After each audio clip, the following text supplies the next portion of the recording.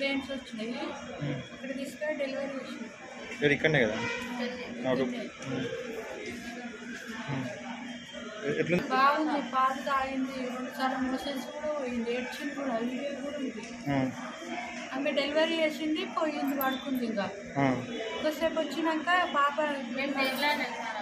దొరకలే. ఆమె ఏడం చెప్పొద్దు అన్నమాట అంటుంది. వచ్చి నువ్వు పడుకున్నావు కదా అంటే అప్పుడు వచ్చి ఇప్పుడు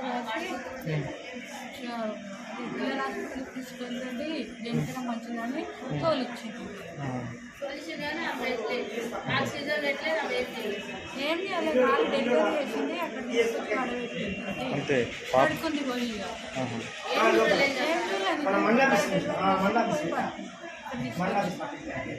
1500 దేనికి 1500?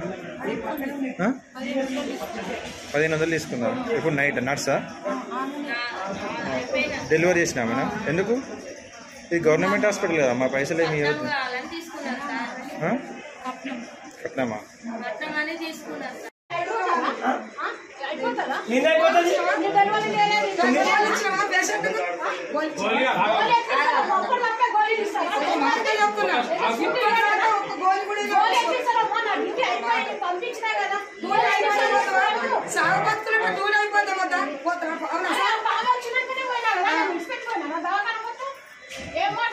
నువ్వేం మాట్లాడుతున్నావు? నీకేం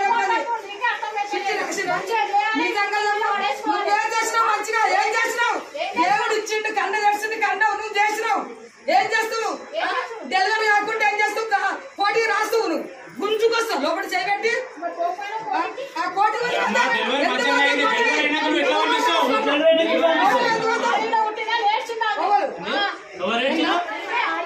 ఆడవిలో నేర్చాడు బుద్ధుడు ఎవడు ఏడారు. ఏం మాట్లాడుతున్నావు? నువ్వు డ్యూటీ సక్క అయిపోతే తప్పు ఉంటే తప్పు ఒప్పుకో. నా ఇంట్లో 10 మంది, నా బిడ్డలు, నా కొడుకు బిడ్డలు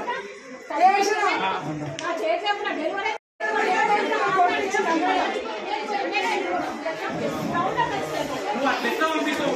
ప్రైవేట్ హాస్పిటల్కి ఎట్లా పంపిస్తావు? ఎప్పుడు ప్రైవేట్ హాస్పిటల్కి ఎట్లా పంపిస్తున్నావు?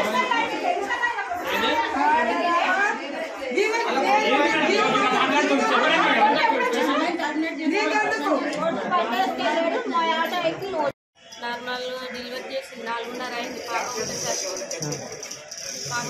4:30 అయింది. 4:30 నుంచి పాప బాగుంది, ఏడ్చింది, బాత్రూమ్లో మంచిగా ఉంది. ఒకసారి ఆమె ఏడుపు తక్కువ చేసింది. తక్కువ చేసే వరకు డాక్టర్ అమ్మ చేస్తే ఆమె లేదు. తర్వాత వచ్చింది. తర్వాత వస్తే ఆక్సిజన్ కూడా లేదు సార్, ఆక్సిజన్ లేదు, అంబులెన్స్ కూడా లేదు. అంబులెన్స్ అని అడిగితే 9:30కి వస్తారు, ఇప్పుడు రారండట. ఆ పక్కన వాళ్ళు ఒక బాబుని తీసుకొని హాస్పిటల్ పోతుంటే అదే ఆటోలో మేము వెళ్ళినాం.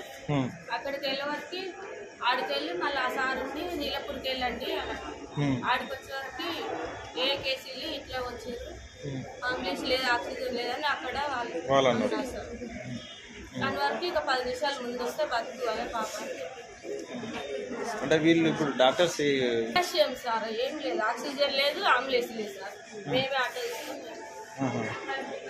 ఆటోలోనే తీసుకుపోయారు. అంటే వీళ్ళు డాక్టర్లు కానీ మీరు ఏం అడగలే వీళ్ళని? అడిగినాం సార్, అంటే అంబులెన్స్ అన్నాడు, 9:30కి వస్తాను, ఇప్పుడు రానున్నాను.